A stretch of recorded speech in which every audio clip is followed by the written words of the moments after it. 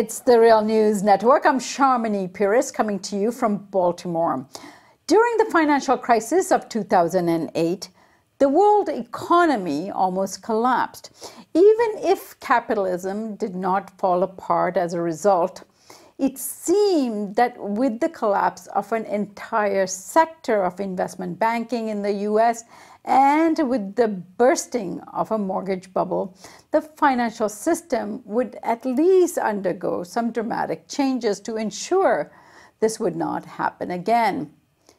10 years on, very little seemed to have changed in the way that financial markets are regulated. Professor Ilene Grabel's new book, When Things Don't Fall Apart, Global Financial Governance and Developmental Finance in the Age of Productive Incoherence, investigates what has and what has not changed in the wake of the global financial crises.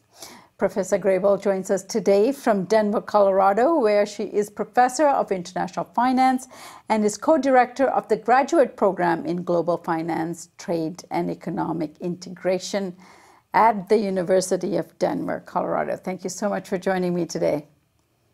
Pleasure. Thank you. Ilene, one of the main points in your book is that post-2008 global financial system is now in a state of productive incoherence. What does it mean? Sure. What I mean by productive incoherence is that what's been happening since the global financial crisis of 2008 is that the global financial system has been evolving in ways which are very different from the ways that I think most of us think about institutional or regime change.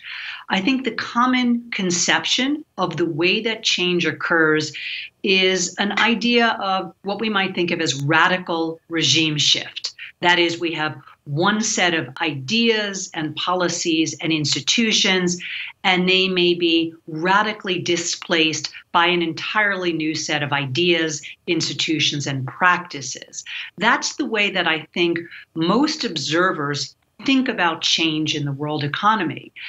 What I have observed and what I talk about in my book is that the kind of mechanism of change or the modality of change in the global financial landscape has been very different from this kind of romantic vision of radical displacement.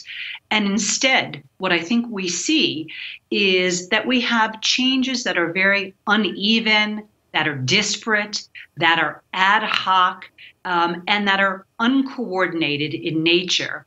And so when I look out at the global financial landscape, what I've come to conclude is that it's become more incoherent. That is to say, aspects of it have not changed, alongside with aspects of it that have changed in very important ways, so that we have a very messy kind of uneven process of change that has really been catalyzed by the global financial crisis. And I argue that we can think about that as representing incoherence in the global financial system, but I modify this term incoherence by arguing that the form of incoherence is actually productive, by which I mean it is promoting and supporting of economic development and of autonomy, rather than seeing incoherence as being, strictly speaking, debilitating. I've been speaking with Professor Ilene Grabel about her new book, When Things Don't Fall Apart, Global Financial Governance and Developmental Finance in the Age of Productive Incoherence. Ilene, I thank you so much for joining us for now. Let's continue this discussion in segment 2. Sure. A pleasure to be here. And thank you for joining us here on the Real News Network.